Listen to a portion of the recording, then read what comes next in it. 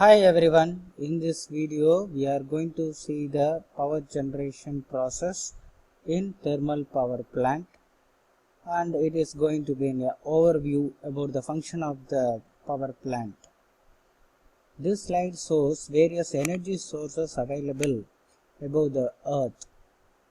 Basically they are categorized into conventional resources and non-conventional sources. Under the conventional sources, thermal, nuclear, gas, water sources are presented. Under non-conventional sources category, wind, solar, biomass sources are available.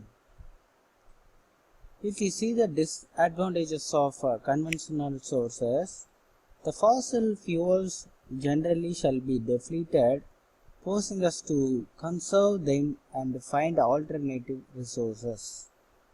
Toxic, hazardous gases, residues pollute environment. Overall conversion efficiency is very poor. Sources are located at remote places with reference to load, increasing transmission costs. Then maintenance cost is very high. In this slide, we are seeing the diagram which is for coal power plant. In this coal power plant, the basic components are connected together towards power generation. In this, coal storage is the primary part of the power plant, in that coal is available. From coal storage, we are handling through conveyor system to a boiler system. Before that, the coal is mixed by using a pulverizing mill. Then in boiler, the coal powder is burnt with using some fuels. By burning process, we are getting a heat energy. That heat energy converts the water which is circulating inside the boiler to a steam. That steam is a high temperature and also high in pressure. That high temperature and pressure of the steam is rotate the steam turbine, and resultant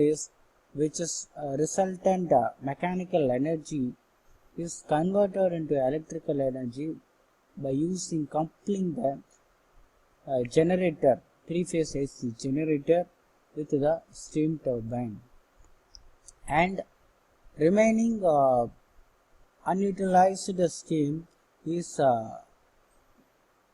condensed by using cooling tower and condenser. Then again it is sent to the boiler to create a steam. Then flue gases are sent through the chimneys. Then electrostatic precipitator is used to do ash handling. The ash handling process is very important in this coal power plant. After generation of this electrical energy, it is to be step up by using a step up transformer. Then it is to be sent through transmission system. In this slide, we are seeing the information about the coal for the generation. India has the rich stock of coal as natural resources. It is really God gifted to us. Chemical energy stored in coal is transformed to electrical energy. Coal powder is fired in boiler that converts water into a steam at high temperature and pressure. This has happened in our boiler. This steam is injected over the blades of a steam turbine and in controlled way, and hence rotor of three-phase AC generator rotates. Mechanical energy is converted into electrical energy in generator section.